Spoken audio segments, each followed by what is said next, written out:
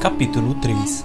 As profecias, visões silenciosas de um futuro esquecido.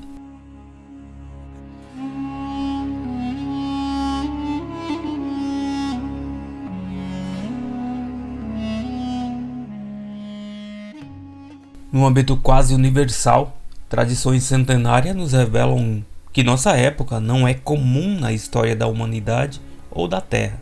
Os que viveram antes de nós deixaram suas mensagens proféticas codificadas em textos sagrados, tradições orais e sistemas de contagem de tempo, escrito para pessoas que eles só podiam imaginar em sonhos. Essas mensagens mantêm viva a memória de visões que, em alguns casos, antecedem os primeiros momentos da história registrada. Com o tempo, o tema dessas profecias incorporou-se em diversas tradições religiosas e também em práticas espirituais. Por mais que pareçam diferentes, algumas semelhanças dessas tradições são pistas do significado dessas palavras sagradas para os dias de hoje. Só recentemente, esses vislumbres antigos sobre nossa época foram confirmados e validados, com a ajuda de computadores e outras ciências do século XX. Guardiães do tempo, os misteriosos maias. O mistério dos antigos maia continua insolúvel no alvorecer do século XXI, tão subitamente quanto apareceram nas áreas remotas da península de Yucatán há quase 1500 anos. Esses arquitetos de templos maciços e observatórios celestes desapareceram por volta do ano 830 d.C. Além das extensas praças e torres de pedra, eles deixaram algumas pistas do seu passado e talvez do nosso futuro em seus insuperáveis cálculos do tempo. O calendário dos povos maias é possivelmente um dos sistemas mais antigos e sofisticados de contagem de tempo, até a invenção dos relógios atômicos, baseados na vibração de átomos de césio. O calendário maia, por outro lado, superava em precisão todos os registros temporais conhecidos antes do século XX. Atualmente, descendentes desse povo registram o tempo e sabem a data correta por meio de um sistema que, segundo especialistas, não falhou nenhum dia em mais de 25 séculos. Reconhecendo a natureza como um ciclo recorrente de acontecimentos, o calendário maia reflete a maneira como esse povo interpretava o tempo, como um conjunto de períodos encadeados. A chave do calendário maia era uma contagem de 260 dias, chamado de Tzolk'in, ou calendário sagrado. Também comum em tradições mesoamericanas, o Tzolk'in é criado com interface entre 20 dias determinados e uma contagem baseada no número 13. Mas os maias iam mais longe em seu registro de tempo, entremeados com uma contagem de 365 dias, chamado de ano vago. Os dois ciclos de tempo progrediam como as engrenagens de duas rodas, até um raro momento em que o calendário sagrado coincidia com o mesmo dia do ano vago, marcando o fim de um ciclo de 52 anos. Esse celebrado dia definia uma extensão ainda maior do tempo. O grande ciclo dos 5.200 anos anteriores compunha-se de 100 ciclos de 52 anos. Com base nesses cálculos e nas tradições dos próprios sacerdotes do calendário maia, os registros do último grande ciclo começam na época de Moisés, cerca de 3.164 anos antes de Cristo, e terminavam por volta do ano de 2012 da nossa era. As visões dos maias acerca do nosso futuro e o seu sistema de contagem de tempo estão estritamente ligados entre si. Antigos profetas afirmavam que os ciclos temporais tinham características exclusivas, baseadas numa grande onda, e essa onda viajava periodicamente através do cosmos. À medida que a onda perpassa a criação, o seu movimento sincroniza ciclicamente a vida com as forças da natureza. A conclusão atual do ciclo é considerada particularmente significativa, tanto para a Terra quanto para a humanidade. Reconhecido como especialista em cosmologia maia, o Dr. José Aguilis presume que o presente subciclo de 20 anos, iniciado em 1992, marca o surgimento de tecnologias não materialistas ecologicamente harmônicas. Para saudar a nova sociedade de informação descentralizada, os anciãos maia de hoje acreditam que o encerramento desse grande ciclo milenar ocorrerá dentro da nossa era, em 2012, e isso já foi previsto há mais de 3.000 anos. Eles consideravam esse momento como um ponto culminante e o nascimento de uma época de muitas mudanças. Referindo-se a atributos específicos destinados aos ciclos, o Dr. Argyles é da mesma opinião, afirmando que, com a convergência dos ciclos maia, o nosso objetivo é unir totalmente a mente da Terra e selá-la com a harmonia das estrelas seminais. De modo semelhante, as tradições astecas do México Central dividem as grandes extensões da história em ciclos chamados de sóis. Elas falam de um tempo de primeiro sol, chamado de Nahui Ocelot, quando o mundo era habitado por gigantes que viviam debaixo da terra. Referências bíblicas de um mundo semelhante encontradas no livro de Enoque, que foi considerado apócrifo pelo Concílio de Nicéia, descrevem dias em que as mulheres concebiam e davam à luz a gigantes, cuja estatura era de 300 cúbitos. Nos tempos antigos, o cúbito era uma medida de comprimento que se baseava na distância entre a ponta do dedo médio e o cotovelo da pessoa que estivesse no poder no momento. Obviamente, essa medida era variável. O comprimento médio dessa medida num homem adulto atual seria de 43 a 51 centímetros. Esses gigantes devoravam tudo que o trabalho dos homens produzia, até que se tornou impossível alimentá-los. Esse período terminou quando o reino animal derrotou o reino humano. Não há indicações de sobreviventes dessa estranha época da história do mundo. O segundo sol, o grande ciclo seguinte, chamado Nahui Errekal, notabilizou-se como uma época em que os novos seres humanos começavam a cultivar e fazer cruzamentos entre diferentes espécies de plantas. O fim desse período foi marcado por um grande vento que varreu a superfície da Terra, arrasando tudo em seu caminho. Durante o terceiro sol, Nahui Oiahi, as populações do planeta construíram grandes templos e cidades. Segundo as tradições astecas, esse ciclo terminou com enormes fendas se abrindo no solo e uma chuva de fogo. De fato, de acordo com os registros geológicos, houve uma época em que as partes da Terra parecem ter sido cobertas pelo fogo. Acredita-se que essa devastação tenha sido resultado do impacto com um objeto, possivelmente um asteroide, há aproximadamente 65 milhões de anos. O fim do quarto sol, marcado pelo gelo, é uma grande inundação, e isso foi confirmado geologicamente, bem como por tradições orais e escritas comuns a todas as culturas. O calendário asteca indica que hoje estamos vivendo os últimos dias do quinto sol. Prevê-se que o fim desse quinto mundo deva ocorrer na nova era, coincidindo com o último ciclo maia e dando lugar ao próximo grande ciclo, o nascimento do sexto sol.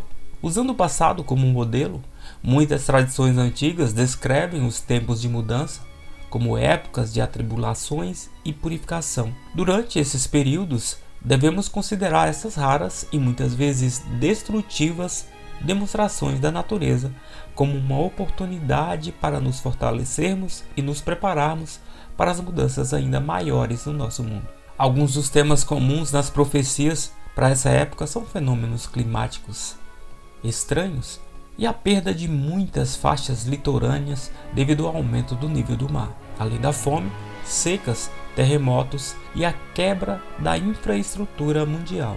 Profetas do século XX como Edgar Cayce previram mudanças imensas na Terra, que alterarão a geologia na América do Norte no fim dos anos 90 e no início do século XXI.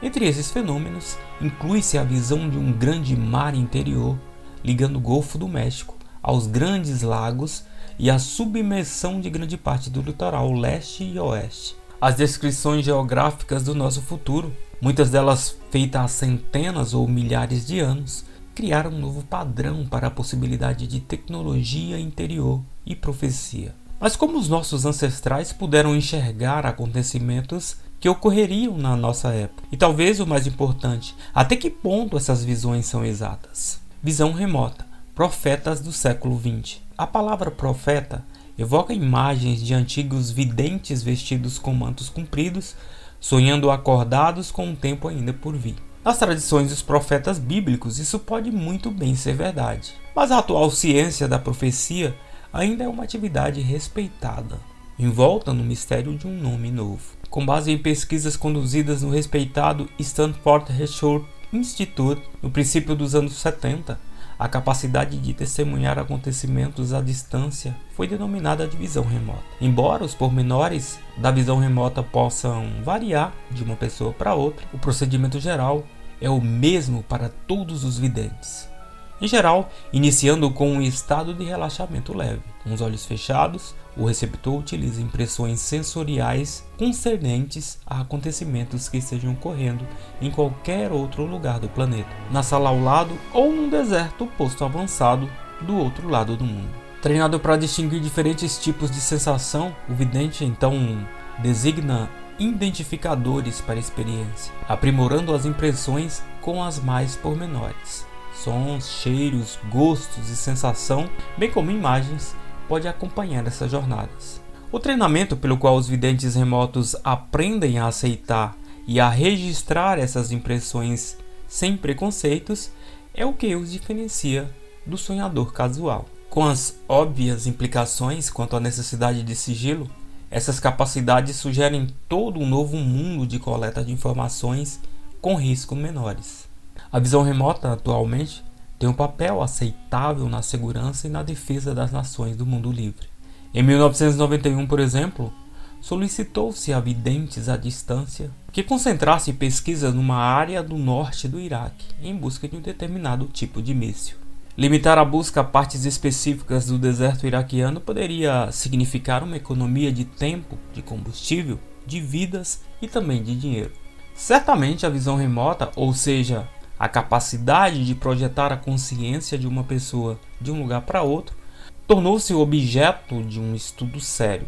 Ironicamente, apenas nos últimos anos do segundo milênio, a ciência moderna confirmou os princípios dessa tecnologia interior, que foi compreendida pelos profetas há 2500 anos. Para muitas pessoas, o primeiro contato com a ciência de vislumbrar acontecimentos à distância, em tempo real, se deu por meio de programas de rádio. Animados com a aproximação do terceiro milênio, muitos especialistas no campo da visão remota e da previsão relataram suas aventuras pelo mundo do futuro, por vezes com resultados perturbadores, embora não surpreendentes. De modo semelhante, as descrições das profecias milenares, as viagens remotas ao nosso futuro, se enquadram em duas categorias de experiência. Alguns videntes não conseguiram ir além do ano de 2012 d.C. O ano familiar do calendário maia é o término do atual grande ciclo. Os exploradores do tempo relatam ter visto em 2012 uma terra muito diferente. Do ponto de vista deles, o mundo parecia ter passado por algum tipo de cataclismo. Eles não conseguiam ver edifícios, nenhum sinal de comércio ou das atividades rotineiras, segundo os padrões de hoje. Os videntes de 2012 podem muito bem ter testemunhado o resultado já descrito pelos profetas, uma destruição pós-guerra de grande parte do mundo conhecido por nós. Outros videntes que percunstravam o futuro mais recente relatam um cenário semelhante, agravado por uma grande onda de fogo e calor. Esse panorama lembra teorias que previam ondas cíclicas de fluxos de prótons e plasma, que viajam através do cosmos em enormes ciclos de tempo, ocasionalmente esbarrando na Terra em seu projeto. Em qualquer um dos casos, os relatos dos videntes remotos descrevem um futuro que não parece muito animador. Nostradamus. Por mais de 400 anos, a palavra profecia tem sido associado ao nome de Nostradamus, cujas visões se estendiam por centenas de anos à sua frente.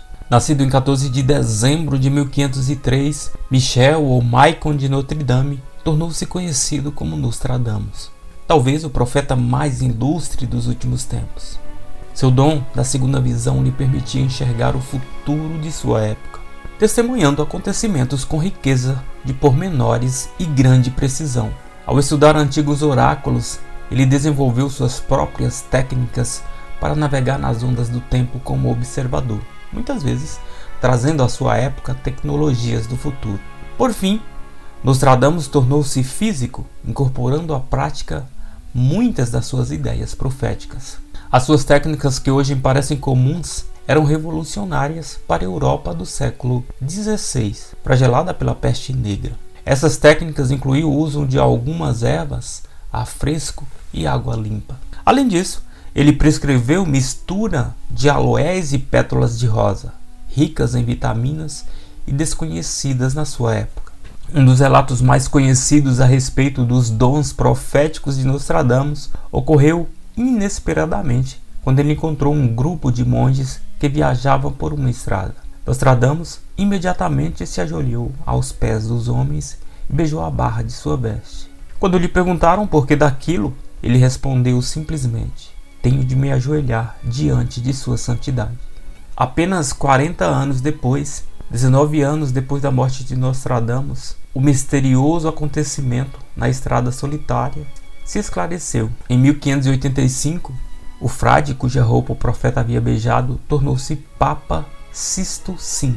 Em seu trabalho mais conhecido, As Centúrias, Nostradamus registrou suas visões do futuro. Na época de sua morte, ele havia registrado por escrito profecias que abarcavam 10 séculos, cada um com 100 versos e 4 linhas cada, chamados de quatrinos. Publicada várias vezes desde a sua morte, essas profecias se estendem até o ano de 3797 d.C., ou, segundo algumas interpretações, até mais além, prevendo acontecimentos sociais, políticos e científicos de magnitude global. Muitas de suas visões parecem extremamente precisas. Outras, que não são mencionadas datas, são nebulosas, na melhor das hipóteses, sujeitas à interpretação. Nostradamus escreveu sobre 2 guerras mundiais completas, sobre a descoberta da península e da energia nuclear, sobre o assassinato de John Kennedy, sobre o vírus da AIDS e sobre a derrocada do comunismo. Embora as datas e os acontecimentos sejam sujeitos a interpretações, os estudiosos concordam que o profeta previu uma mudança cataclísmica em escala global para o final do milênio. Embora a época exata de certos acontecimentos possa ser calculada pelos leitores por meio de frases-chave, só no caso de alguns fatos decisivos, Nostradamus citou a data real. É, portanto, muito interessante que uma dessas datas venha a ocorrer na nossa época. O quatrino 72 da 10ª centúria diz: no ano de 1999 e 7 meses, virá do céu um grande rei do terror. Ele dará vida ao grande rei dos mongóis. Antes e depois, a terra reinará alegremente. Outras visões desse quatrino ameaçador podem ser encontradas na Epístola para Henrique II, verso 87, na qual Nostradamus escreve: isso será preenchido por um eclipse do sol mais escuro e tenebroso do que jamais se viu desde a criação do mundo, com exceção daquele que houve depois da paixão e morte de Jesus Cristo. Um eclipse solar visível em grande parte do continente europeu ocorreu em 11 de agosto de 1999.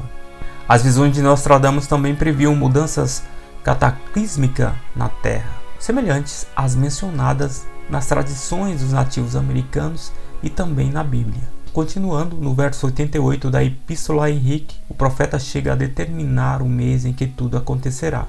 Haverá presságios na primavera. E depois disso, mudanças extraordinárias, colapso de nações e grandes terremotos. E no mês de outubro ocorrerá um grande movimento no globo, e será tal que pensarão que a Terra perdeu seu movimento gravitacional normal e será jogada no abismo da perpétua escuridão. Olhando mais adiante no futuro, Nostradamus viu uma época muito mais feliz, depois dos dias da escuridão da Terra. Numa passagem da 2ª centúria, quatrino 12, alguns eruditos interpretam a visão de Nostradamus como a descrição de uma renovação espiritual. O corpo sem alma não está mais no sacrifício. No dia da morte, ele renascerá. A 3ª centúria continua descrevendo essa época futura no quatrino 2. O mundo divino dará o sustento que contém céu e terra. Corpo, alma e espírito são todos poderosos. Tudo está sob os seus pés, no assento do céu. Essas visões do século XVI certamente não são científicas e comportam muitas interpretações, mas elas contêm muitos traços de outros profetas, tanto dos antigos quanto dos mais recentes. Edgar Cayce. Edgar Cayce é conhecido como o profeta adormecido do século XX. Nascido em março de 1877, sua educação formal só foi até o 9º ano da escola. Embora tivesse passado por experiências paranormais quando criança, ele só desenvolveu de fato seus dons de clarividência e cura depois de adulto, limitando suas sessões de cura a 2 por dia. Cayce muitas vezes viajava até as experiências passadas de seus clientes para poder compreender suas condições do presente. Embora, ao sair do estado de transe, não se lembrasse do conteúdo das leituras que fazia, a secretária Gladys Davis sempre estava presente para registrar as sessões. Por meio dessas centenas de relatos, sistematicamente catalogados na Association for Research, Cayce oferece breves vislumbres do passado, bem como do futuro. A primeira cura reconhecida de Cayce aos 24 anos foi de si próprio, com a ajuda de um hipnotizador. Ele voltou sua atenção para um persistente problema na garganta, durante um estado de relaxamento e de alteração da consciência. Para a surpresa de todos os presentes em seu estado de sono, Cayce começou a falar, pedindo ao hipnotizador que desse sugestões ao seu corpo adormecido, reagindo imediatamente às instruções que redirecionavam o fluxo do sangue da parte superior do corpo. O problema na garganta desapareceu e assim Edgar Cayce deu início àquilo que seria uma vida de serviço aos semelhantes, fazendo leituras desse tipo. A precisão dos registros de Cayce está bem documentada. Ele previu a queda do mercado de ações em outubro de 1929, na leitura de número 137-117. Virá certamente uma queda que trará pânico aos centros monetários, não apenas ao Wall Street, mas ocasionando o fechamento das bolsas em muitos centros. Ele testemunhou aquela que seria chamada de Segunda Guerra Mundial, alguns anos antes de sua ocorrência. Em sua visão de conflito, leitura de número 416-7, ele declarou que os países começariam a tomar posição conforme indicado pelos austríacos, alemães e mais tarde os japoneses. Sua descrição continuava afirmando que, ao menos que houvesse a intervenção de uma força, que ele descreveu como sobrenatural, os negócios das nações e das pessoas, o mundo todo, seria incendiado pelos grupos militaristas e aqueles que buscavam o poder e a expansão. Em sua profecia mais conhecida, embora confusa, Cayce afirmou que os anos finais do século XX, bem como os primeiros do século XXI, representariam uma época de mudanças sem precedentes. Como os antigos videntes, ele previu mudanças globais de suas categorias principais, um futuro com mudanças gradativas e uma época de desvios tumultuosos, que podem ser descritos como catastróficos. É interessante que os dois tipos de profecia foram feitas para o mesmo período. Na leitura N2, 826-8 de agosto de 1936, Cayce foi questionado especificamente sobre as mudanças que ele via para os anos de virada do milênio, de 2000 para 2021. Em vez da imprecisão de muitas profecias, sua resposta foi uma afirmação direta sobre as mudanças palpáveis na Terra. Haverá um desvio do polo magnético, ou o início de um ciclo, flutuações de polos magnéticos terrestres, em mais de 5 graus. Nos últimos 40 anos, considerados com a rápida diminuição da intensidade magnética que precede essas reversões polares na história da Terra, trouxeram-se mais credibilidade a essas visões. Numa série de leituras que culminou em janeiro de 1934, Cayce descreveu alterações geográficas e geofísicas que ele viu num período de 40 anos, entre 1958 e 1998. Uma dessas interpretações, dessas indicações, é que elas se iniciaram e não terminaram em 1998. Essas mudanças provavelmente se estenderiam pelo novo século. Mark Tufton, especialista nos ensinamentos de leituras de Edgar Cayce, resume assim as descrições feitas por ele. Número 1. Haverá uma ruptura da massa terrestre em parte do oeste americano. Número 2. A maior parte do Japão afundará no mar. Número 3. Haverá algumas mudanças no norte da Europa, tão rápidas que podem ser descritas como se tivessem acontecido num piscar de olhos. Número 4. Ao largo da costa da América, no Oceano Atlântico, a Terra se elevará acima do nível do mar. Número 5. Grandes cataclismos atingirão o Ártico e a Antártica. Número 6. Haverá erupção de vulcões, principalmente nos trópicos. Número 7. Um deslocamento dos polos vai alterar as condições climáticas. Regiões frias e semitropicais, por exemplo, se transformarão em tropicais. Segundo Thurston, muitas dessas mudanças parecem estar diretamente ligadas ao deslocamento do polo magnético. Embora uma inversão total ainda não tenha ocorrido, um número cada vez maior de cientistas e pesquisadores acredita que as mudanças recentes dos campos magnéticos são um prenúncio de um acontecimento desse tipo. Apesar de algumas das primeiras predições de Casey quanto ao final do milênio parecerem catastróficas, leituras posteriores indicam uma mudança interessante, embora sutil. Ele afirma que, em 1998, encontraremos uma grande quantidade de atividades que será gerada pelas mudanças graduais que estão por vir.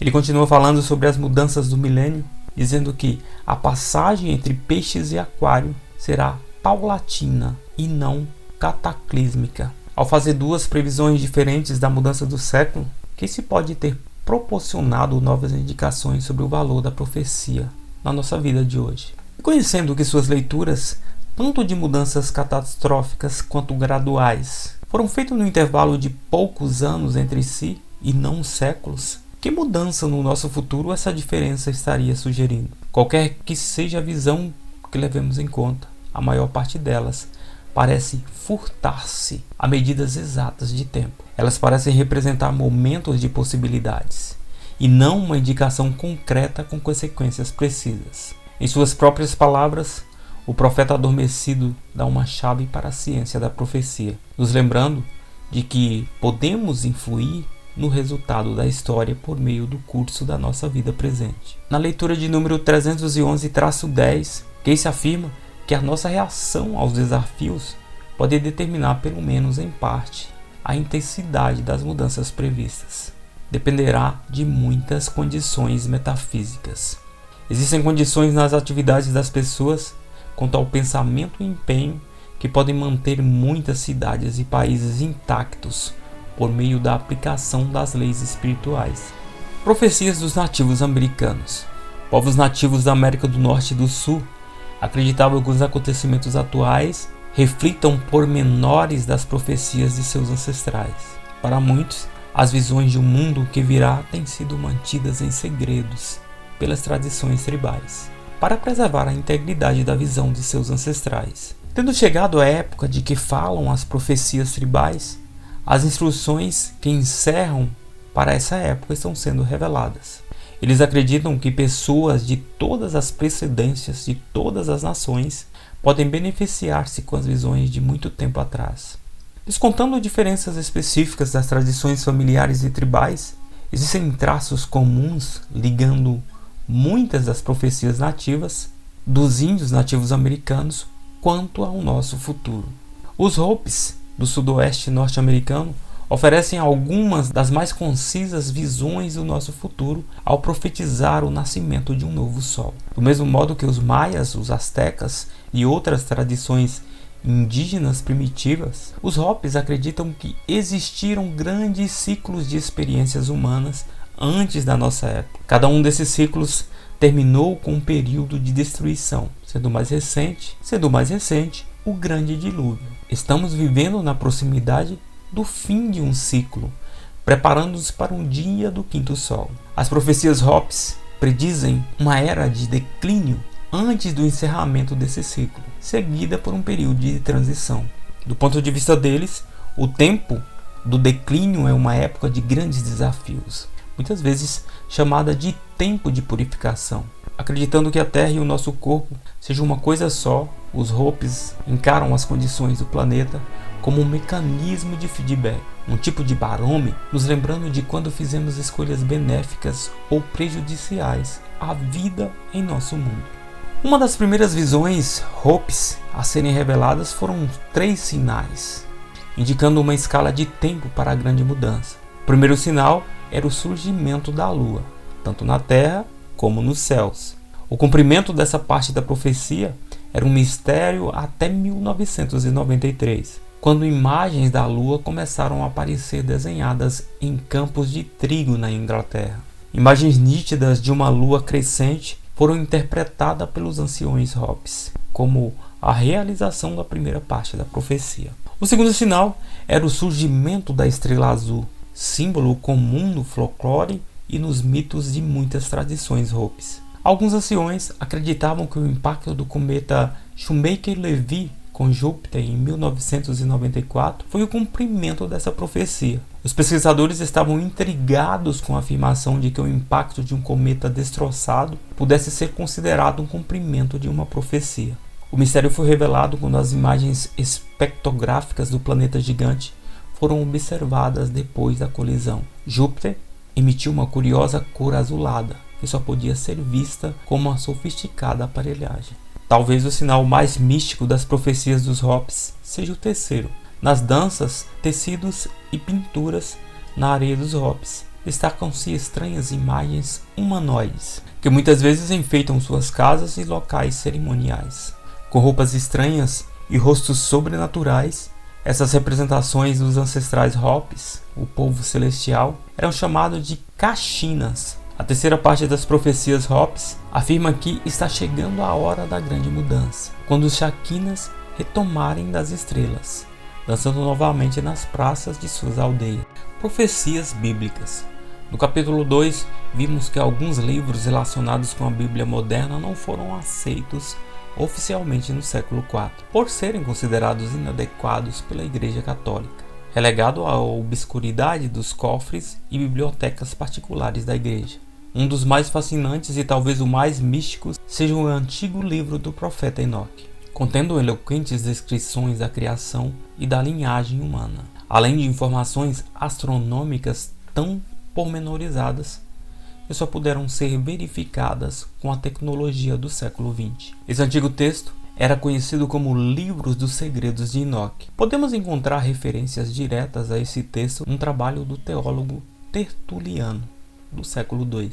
Em cartas recentemente recuperadas, ele explica que a escritura de Enoque não é tratada da mesma maneira que as outras escrituras, porque não está incluída no canone hebraico. Essas referências confirmam que o livro de Enoque era considerado um trabalho viável pelos estudiosos, antes dos editos do século IV do Concílio de Nicéia. As profecias de Enoque têm uma semelhança marcante com as dos profetas bíblicos subsequentes, como Isaías e posteriormente João no Apocalipse. Enoque descreveu com muitos pormenores sua jornada profética ao futuro para o seu filho Matusalém, que registrou a experiência de seu pai para as gerações seguintes. No manuscrito etíope, descoberto na biblioteca bodleiana em 1773, Enoque transmite uma visão de mudanças no clima e nos corpos celestes, previstas para o fim do nosso século. Identificado como o sétimo filho de Adão, Matusalém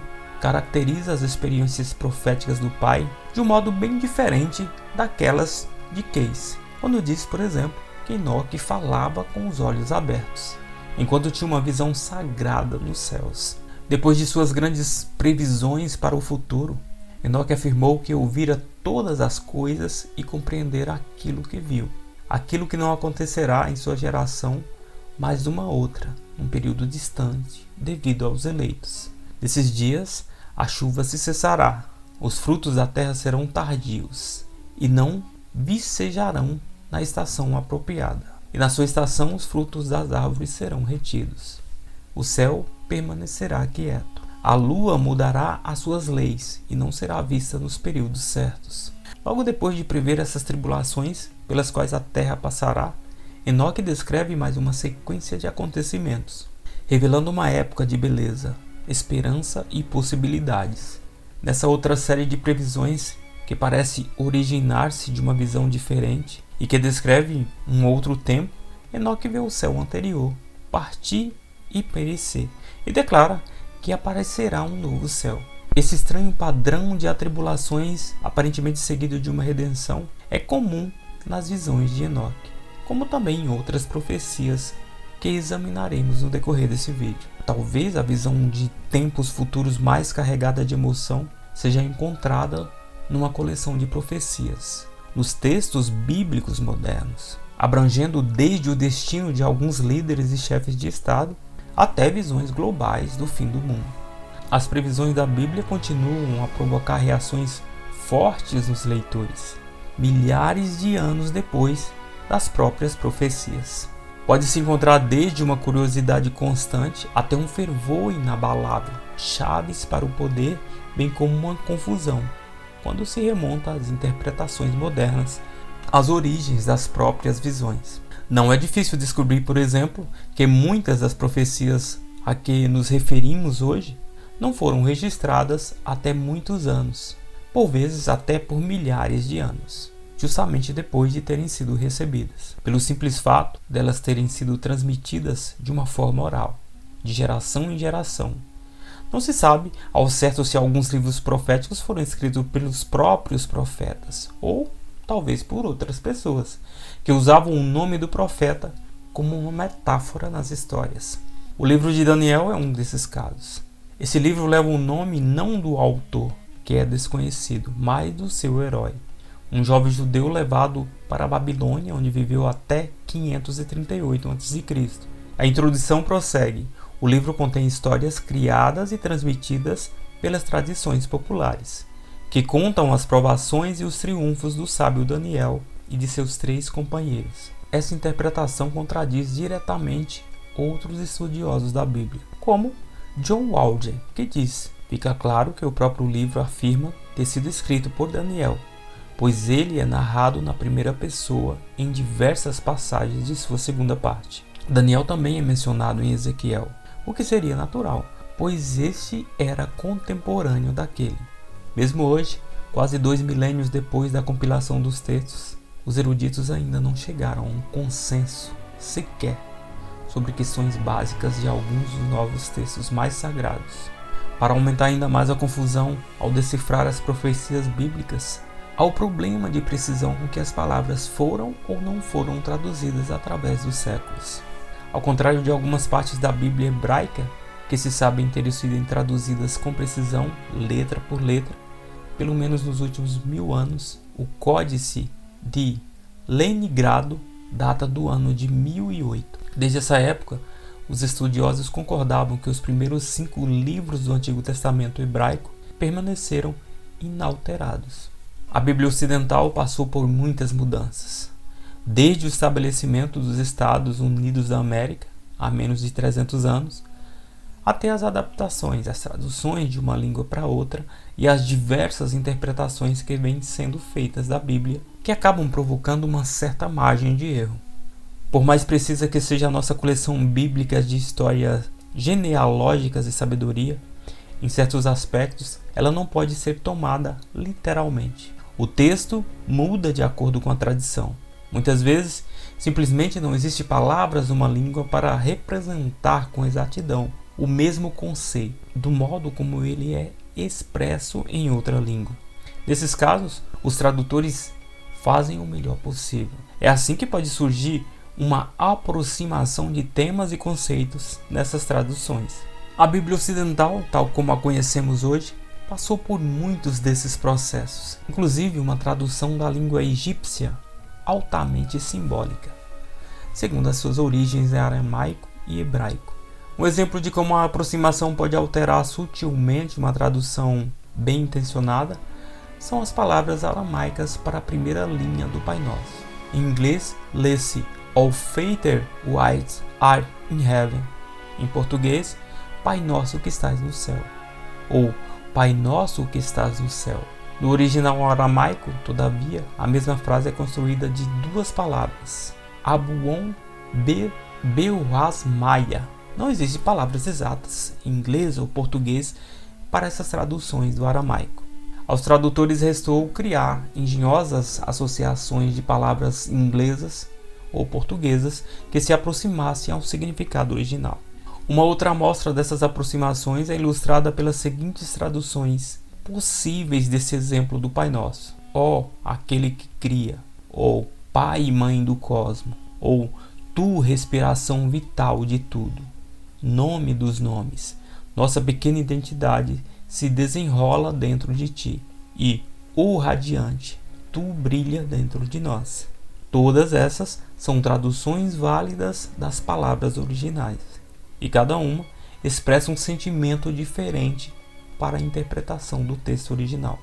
Só por esse exemplo podemos ver que o tema é constante, embora os pormenores específicos de linguagem possam variar. Do mesmo modo, se tirarmos uma foto de um texto hoje, muitas das cópias podem ter semelhanças com o original, embora sem a mesma clareza. No último século da história bíblica, são muitas as oportunidades para que se cometam erros na interpretação original dos antigos profetas. Hoje podemos escolher entre uma variedade de interpretações e traduções, cada uma delas entendendo uma necessidade especial e possibilitando ao leitor uma aplicação particular. Um especialista em estudos bíblicos pode escolher entre as versões do Rei Tiago, a versão King James e diversas outras, como a nova versão padrão internacional, a nova Bíblia Viva. Cada versão origina-se da mesma coleção de pergaminhos, livros, documentos e manuscritos aceitos pela Igreja no século IV. A profecia perdida. Nas interpretações modernas das profecias bíblicas, encontramos uma classe particular de textos visionários identificados como o fim dos tempos, os dias finais ou naqueles tempos. Esses livros são conhecidos como as profecias apocalípticas, muitas vezes tidas como uma descrição de tempos assustadores de escuridão e cataclismos no futuro da Terra. Esses trabalhos podem, na verdade, estar mostrando às futuras gerações algo de natureza bem diferente. Atualmente, a palavra Apocalipse evoca profundos sentimentos de tristeza, desespero e julgamento na nossa psique coletiva. Derivada do termo grego apocalipsis, essa palavra tem uma definição concisa e aparentemente inocente. Ela significa simplesmente manifestar ou revelar. Era isso precisamente o que os antigos profetas proporcionavam mediante suas magistrais visões do nosso futuro. Eles revelavam resultados possíveis baseados nas condições de seu tempo e divulgavam suas descobertas às futuras gerações. O livro da Revelação dos Essênios é um desses textos. Recuperado e traduzido do aramaico original, essa versão do Apocalipse é tão parecida com a versão canonizada posterior, conhecida como Apocalipse de São João, que os pesquisadores, na verdade, acreditam que o manuscrito do Mar Morto seja a interpretação original dessa antiga visão de futuro, considerada por muitas pessoas como a mais mística das profecias bíblicas. As visões do apóstolo João também trazem algumas das descrições mais vívidas das atribulações, levando em conta tanto as previsões antigas quanto as modernas. Durante o estabelecimento do cânone bíblico no ano 325, parece que quase se atingiu um consenso quanto a alguns dos principais textos. Em vez de descartar totalmente os manuscritos, eles foram mantidos em versões editadas, condensados da forma que se acreditavam ser mais acessível aos leitores da época. A jornada que se tomou a revelação de João para as futuras gerações começa quando ele pede para ser levado de sua época, para que possa ver o nosso futuro e um possível fim para o nosso milênio. Em pormenores, João descreve uma visão de caos, morte, terror e destruição de tal magnitude como jamais havia sido visto. Ele pergunta ao seu guia angélico por que essas coisas estavam acontecendo, e o anjo responde: o homem criou esses poderes de destruição. Ele os engendrou em sua própria mente. Ele desviou o rosto das forças dos anjos, do Pai Celeste e da Mãe Terrena, e forjou a própria destruição. Ao testemunhar esse fim, o coração de João ficou pesado de compaixão, e ele indaga: não há esperança? A voz responde ao João, fazendo ecoar uma lembrança das maiores possibilidades para a atual geração e para gerações futuras. Sempre há esperança, ó tu, para quem o céu e a terra foram criados. Subitamente, a visão de morte e destruição desaparece, e ele vê um outro cenário, uma segunda possibilidade. Em vez do fim de tudo que a humanidade conhece e ama, essa nova possibilidade representa um resultado de natureza bem diferente. Mas eu não vi o que aconteceu com eles, pois a minha visão mudou. Eu vi um novo céu e uma nova terra, pois o primeiro céu e a primeira terra haviam acabado.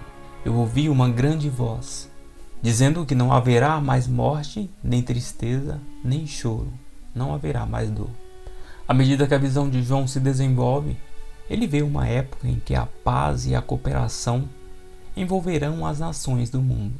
Nesse tempo, não haverá mais necessidade de guerra. Ele ouve o guia descrevendo o fim das guerras. Nenhuma nação levantará a espada contra a outra nação, nem elas aprenderão mais a guerrear, pois as coisas anteriores terão passado. Por meio dessa e de outras passagens semelhantes, recebemos uma mensagem de esperança. Segundo um tema agora familiar em outras profecias, João viu duas possibilidades para o futuro da humanidade. Ambos, os resultados eram reais, e qualquer um poderia ser escolhido pelos povos da terra. O segredo reminiscente da nossa oração em massa pela paz era o que o resultado coletivo seria determinado por meio de nossas escolhas individuais. A capacidade das pessoas da época de João de respeitar as leis da vida eram os experimentos que trariam novas consequências, descartando as possibilidades de destruição. Em cada uma de suas visões, João é lembrado de que as pessoas que viviam naqueles dias determinariam a maneira como sentiriam a grande mudança do futuro da humanidade. Ele pergunta o que deve ocorrer para que suceda a segunda alternativa, a da paz. Novamente, a voz do guia responde: eis que farei todas as coisas novas. Eu sou o início e o fim. Eu darei de beber da fonte da vida com abundância àquele que tem sede. Aquele que se lembrar deverá herdar todas as coisas. As passagens finais registram como João reconhece o que entendeu daquilo que viu e o efeito que sua visão teve sobre ele mesmo. Eu cheguei à visão interior, ouvi o teu assombroso segredo. Por meio de tua visão mística, fizeste com que uma fonte de conhecimento brotasse dentro de mim, uma fonte de poder que emana águas vivas, um dilúvio de sabedoria abrangente.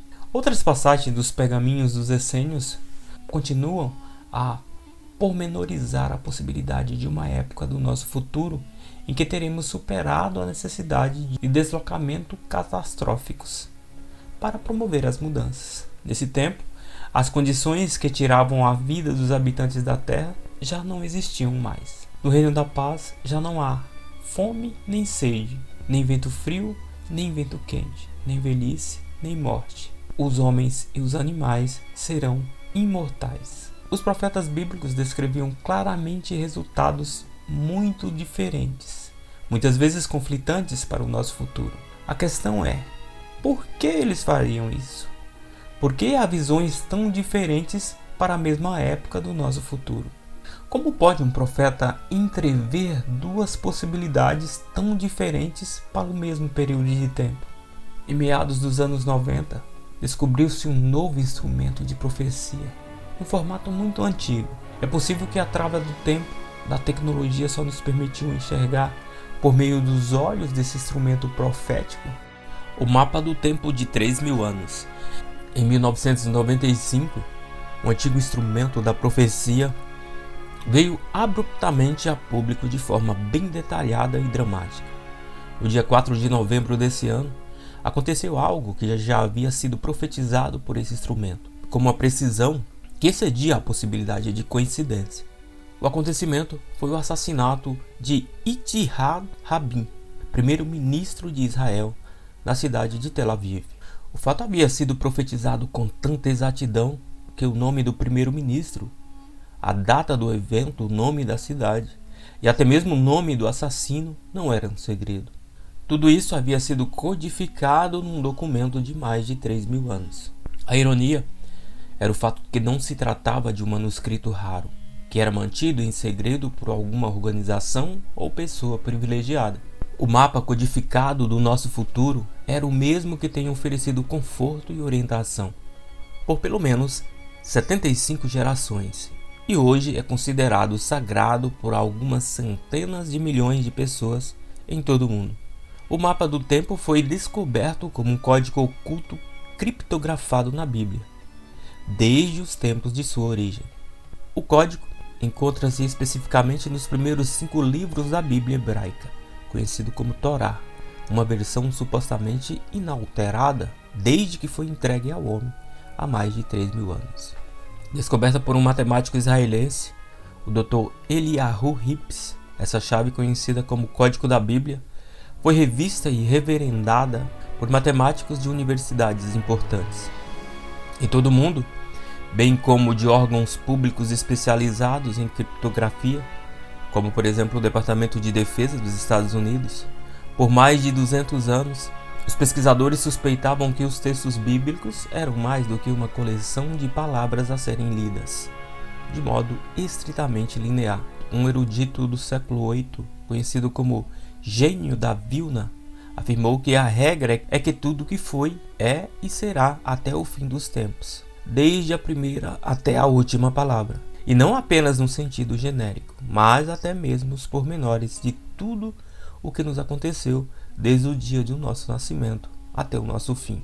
As mensagens cifradas do nosso passado e futuro podem ser estudadas, criando-se uma matriz para as letras dos primeiros 5 livros da Bíblia hebraica. A partir da primeira letra da primeira palavra, todos os espaços e sinais de pontuação são removidos, até que chegue à última letra da última palavra. O resultado disso será uma sentença única, com centenas de caracteres de comprimento. Por meio de sofisticados programas de busca, a matriz remanescente é examinada em busca de padrões coincidentes e interseção de palavras. No livro de Gênesis, por exemplo, a palavra Torá é transcrita letra por letra, sendo que cada uma dessas letras há uma sequência de 50 caracteres hebraicos. A mesma sequência é encontrada nos livros seguintes: Êxodo, Levítico, Números e Deuterônio. A observação dessa sequência feita pelo Rabi H.M.D. Weizmann na década de 1940 tornou-se a chave para decifrar os padrões de palavras codificadas no texto. Em seu livro, O Código da Bíblia, publicado pela editora Cultrix em 1997, Michael Drosnin descreve a precisão e acurácia com que esse código predisse acontecimentos passados, circunstâncias tão variadas quanto o assassinato de Kennedy, o impacto do cometa Shoemaker-Levy com Júpiter, a eleição do primeiro-ministro israelense Netanyahu e mesmo as datas e locais dos ataques com mísseis Scud que os iraquianos lançaram contra Israel na Guerra do Golfo em 1990. Todos eles são descritos com tantos pormenores que desafiam as probabilidades matemáticas e estatísticas. O Código da Bíblia oferece dados específicos e não apenas generalidades abertas à interpretação. Drosnin descreve com minúcias muitas dessas referências. Ao predizer a Segunda Guerra, por exemplo, o código soletra palavras como Guerra Mundial e Solução Final, acompanhada pelos nomes dos líderes da época. Os países envolvidos no conflito são claramente apontados: Alemanha, Inglaterra, França, Rússia, Japão e Estados Unidos. Mesmo as palavras do Holocausto Nuclear em 1945, ano em que a bomba nuclear foi detonada sobre Hiroshima, são revelados, na única vez em que essas palavras aparecem na Bíblia. Com o desenvolvimento dos computadores de alta velocidade, o código embutido na Bíblia hebraica finalmente foi decifrado. Os novos computadores substituíram a tediosa decodificação manual por sofisticados programas de busca. Comparado com grupos de controle trabalhando em outros textos e 10 milhões de casos criados pelo computador, apenas a Bíblia continha esses quebra-cabeças codificados. Dos sentidos vertical, horizontal e diagonal, nomes de países, acontecimentos, datas, épocas e pessoas se cruzam, oferecendo um instantâneo de acontecimentos do passado e das possibilidades para o futuro. O mecanismo exato desse previsor tão extraordinário será discutido no capítulo 7, mas talvez o mais relevante para a questão da profecia seja o modo como esse aparentemente miraculoso livro do tempo se relaciona com o nosso futuro. À luz da precisão do código da Bíblia quanto às minúcias do passado, Qual seria a exatidão que a mesma matriz poderia mostrar para os fatos do futuro? Em suas conversas com Drosnin, o Dr. Hips admite acreditar que todo o código da Bíblia tenha sido escrito de uma só vez, num único ato, e não uma série de textos criados ao longo do tempo. Essa declaração interfere que todas as possibilidades para todos os futuros já estão registradas. Nós vemos isso como vemos um holograma. Ela parece diferente quando olhamos sob um novo ângulo, mas a imagem é clara. Já estava previamente gravada. O segredo para aplicar esse antigo código do tempo aos acontecimentos do nosso futuro pode estar em vê-los através dos olhos de um físico quântico. Na física moderna, há um princípio que afirma ser impossível saber o tempo de alguma coisa e o lugar dessa mesma coisa ao mesmo tempo. Se calcularmos onde alguma coisa está, perdemos as informações sobre a sua velocidade. Se medirmos a sua velocidade, não poderemos saber com certeza onde ele está. A chave para o mundo quântico foi desenvolvida pelo físico Werner Heisenberg e é conhecida como o princípio da incerteza de Heisenberg, demonstrando um comportamento imprevisível da natureza no mundo quântico. Pode ser que o nosso senso de tempo siga precisamente esse tipo de comportamento. Se for assim, as possibilidades retratadas no código da Bíblia podem existir justamente dessa forma, como possibilidades. Os acontecimentos indicados, passados e futuros, são o resultado final de uma sequência de condições que podem ter começado dias ou até mesmo centenas de anos antes que o acontecimento real se desse. Formulado como uma equação moderna, se optarmos por um determinado curso de acontecimentos, então poderemos esperar determinados resultados. Se considerarmos qualquer instrumento de previsão como uma lente que examina possibilidades, lançamos uma nova luz sobre o papel de profecia na nossa vida, coincidindo com muitas profecias bíblicas dos nativos americanos e talvez outros. O código da Bíblia nos alerta para uma série de cenários apocalípticos, começando com o futuro próximo, ocorrências como uma terceira guerra originada no Oriente Médio, terremotos catastróficos e a devastação de grandes centros populacionais. Tudo isso aparece como possibilidades. A ameaça de uma colisão direta com um cometa no final do século XX ou no início do século XXI parece ser uma das preocupações mais imediatas.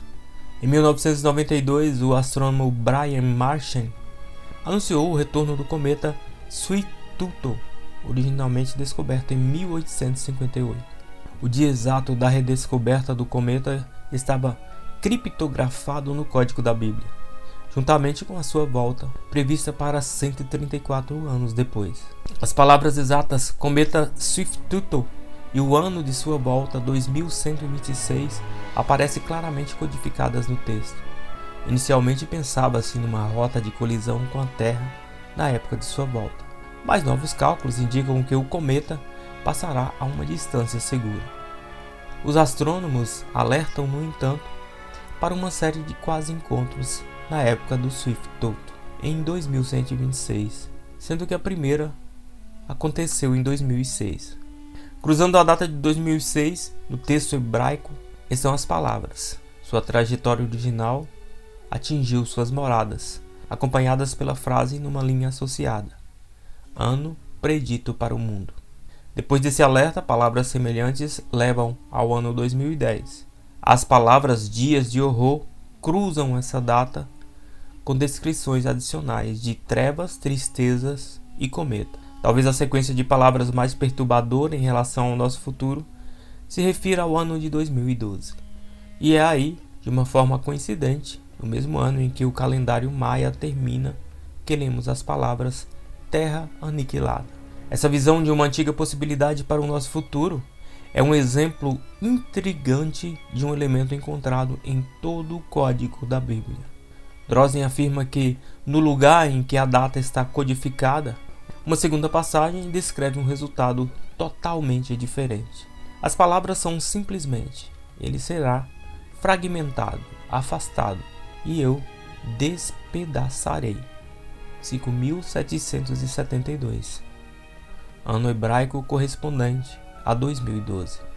O código parece estar nos dizendo que o ano de 2012 trará o fim da vida como a conhecemos. Mas ao mesmo tempo, em outro trecho, a ameaça à Terra é descartada. Como podem os dois resultados serem possíveis ao mesmo tempo? Paradoxos semelhantes surgem de tempos em tempos ao longo do código da Bíblia, principalmente quanto ao resultado de eleições, acontecimentos políticos e guerras. Além de nos dar a oportunidade de moldar finais específicos para o nosso futuro, com base nas escolhas do presente, talvez o código da Bíblia nos esteja chamando a atenção para alguma coisa ainda mais significativa. Muito próximo aos resultados determinados, como assassinatos e as sementes de uma guerra global, algumas palavras são recorrentes, acompanhando muitos desses finais. As palavras apresentam uma pergunta simples: vós mudareis isso? Reminiscência de crenças preservadas dos antigos essênios. O código da Bíblia também parece insinuar que temos um papel significativo a cumprir no resultado dos acontecimentos, mesmo nos acontecimentos que já estão em curso como possibilidade. Aparentemente, a nossa atuação é tão importante que podemos de fato mudar o curso dos eventos. Vós mudarei isso? É uma pergunta direta para aqueles que certamente poderiam ler a mensagem codificada 3.000 anos depois de ser escrita. É como se os autores soubessem que seria necessária uma tecnologia altamente sofisticada para entender o código. Como se estivéssemos sendo lembrados de que agora, quando deciframos a mensagem, já estamos prontos para participar dos desdobramentos do tempo e alterar as mais sombrias possibilidades do futuro. Como esses pormenores de um manuscrito codificado há 3 milênios poderiam aparecer agora? O código da Bíblia nos traz de volta as mesmas questões das outras profecias. Uma nova profecia. Nos inúmeros cálculos e profecias indígenas com relação à nossa época, o ano de 1998 parece ser o início de uma janela do tempo na qual poderemos testemunhar as maiores mudanças sobre a face da Terra. Os próprios profetas parecem questionar qual o lugar preciso dentro dessa janela em que estamos situados. Edgar Cayce, por exemplo, considerava 1998 como o último ano de um ciclo de 4 décadas, para o qual pode-se esperar o início de uma extraordinária transformação planetária. Nostradamus, por outro lado, situa em 1998 o início de um ciclo de mudanças cataclísmicas que, segundo ele previu, vai durar mais de 300 anos. Sem levar em conta a discrepância de datas exatas, as profecias para a nossa época revelam quase que de uma forma unânime, e é um tema comum. Elas apontam para o nascimento de um novo milênio, numa era em que veremos grandes mudanças na Terra e no nosso corpo. Além das previsões para o nosso possível futuro, os antigos videntes nos falam de um grande mistério que é particularmente fascinante à luz da sofisticação dos calendários e da precisão dos sistemas de contagem do tempo. Por mais exatas que sejam as tradições orais, escritas e também proféticas, todas elas deixam de revelar exatamente como terminaria esse grande ciclo e como será o início do novo.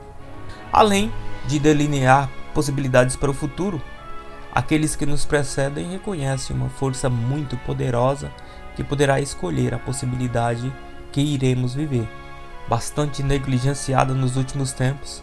Essa força é o poder da escolha coletiva, como a ciência da oração em massa. Na linguagem de sua época, os antigos profetas indicam que temos a capacidade de evitar as visões de destruição, escolhendo de uma forma consciente no presente o caminho que devemos percorrer. Parece que as tradições daqueles que viveram antes de nós estavam certas sobre a relação entre as ações dos indivíduos e o resultado dessas profecias. Essa ligação entre a rotina diária e a realização das profecias permaneceu oculta até o século XX. Sabemos que as predições só proporcionam possibilidades isoladas. Sabemos também que escolhemos as nossas possibilidades em cada momento da vida. O tempo não é o que parece ser. Ele não flui numa única direção, e o futuro existe em simultaneidade com o passado.